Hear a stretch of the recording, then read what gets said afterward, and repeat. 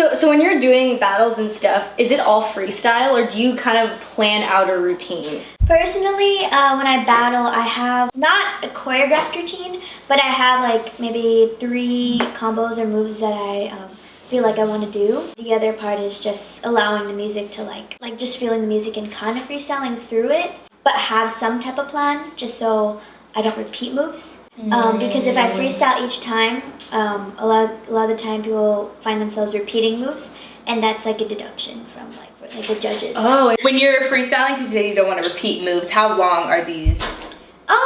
It's like however long we want, but What?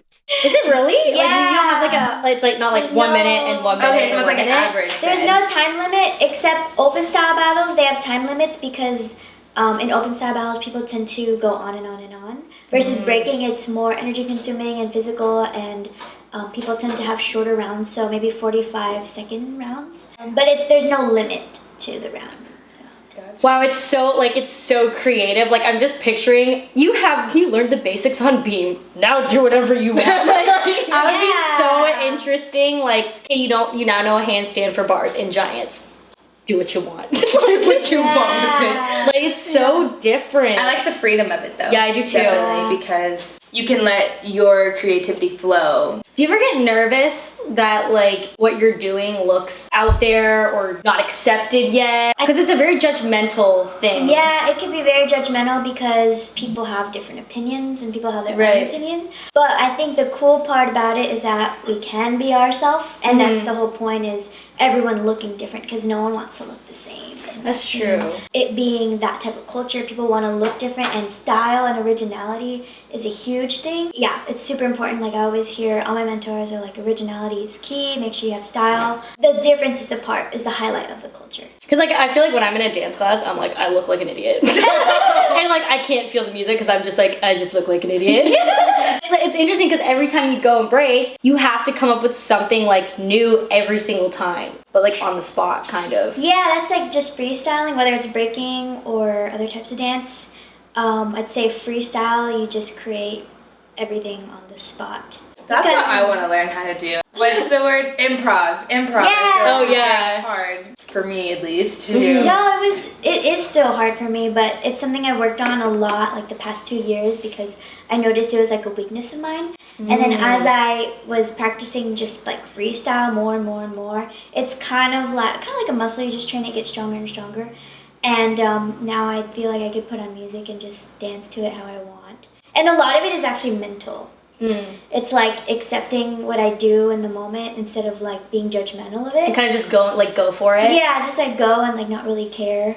So when you train, do you put on like different music every time and you kind of record yourself and then see how it is? Yeah, when I train for freestyling, I just put different music on. I record myself, and then I could watch after. And sometimes I'm like, oh, I could do that different. And then sometimes I'm like, oh, that's dope. It's different every time. But I have a mentor to help. Like he also, since both of us travel, and if we're both not in LA, I just send him my videos. And then he will like give me critiques because he's been in the game for a really long time. So he helps. And he knows like the foundation and he has a lot of knowledge. So he'll just help me with that stuff. So Gotta love the mentors. I do too. You should have her mentality with when you take dance classes. Just go for it. I know, I should. Not really care. You know, I'll try it next time. I'll let you know how it goes. Yeah. I want to talk about recovery because what you guys do is very strenuous on the body. And I think it's a sport. There's been times when I've seen you ice bathing and we all bonded on how we don't like doing it. Yeah. Because you're like putting your mind in such a stressful state because it's the worst. It's like anxiety. The worst. You take like 10 minutes just to get in there. Yeah, Like, no. And then you're like, I can't do it. And then you put it in again. Yeah. Homegirl goes to the neck, which Used to. Not anymore. I mean, I do cryo sometimes. Cryo's good. Cryo's really good.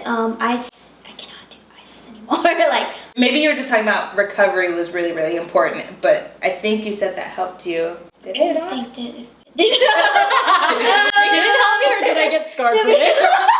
honestly, there is nothing from ice baths that I remember. Oh, I'm trying to think. Is there any? Did it really help? It did not, because the thing is, I was it was during the TV show.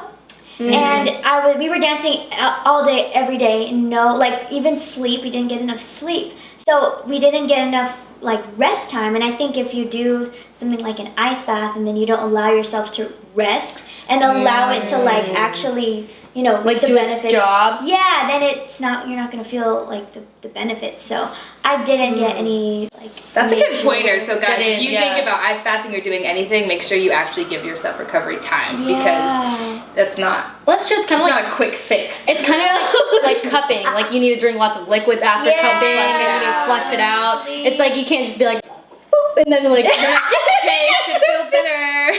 There are no quick fix recovery things. Yeah. You have to allow it time Yeah. for your body to do its job, and that's why you need the recovery time. I think that's important to say too because I feel that I don't want to say it's a trend, but people look for the quickest things to do. Just in anything. That's so So when it comes to recovery and taking care of your body, that's something you shouldn't rush or think that there's a quick fix for it. I wanted to ask you, what's your mindset before you go battle, and if it's different, if it's group or one-on-one. No, you say 1v1, 2v2. We're gonna get You lingo. can say one-on-one or 1v1. Anything. Okay, cool. 1v1 is cooler.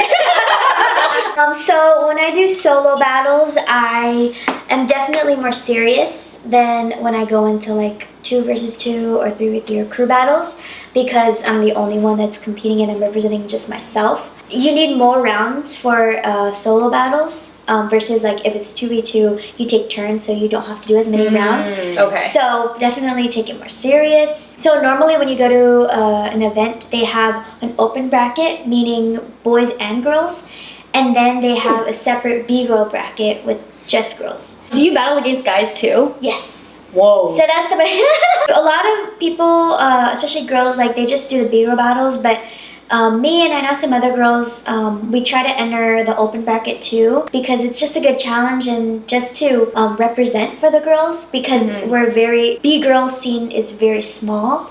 There's not a lot of B-girls compared to guys. So remember, she's a gem. Yeah. Diamond in the rough. It's very male dominated, but there's been this huge growth in the amount of B-girls. Crew battles, say 10 versus 10, that one is just about more feeling the vibe for me personally. I love hearing how people just have different ways of focusing. We come from a very structured background, but even breakdancing and the stuff you're doing is still very athletic.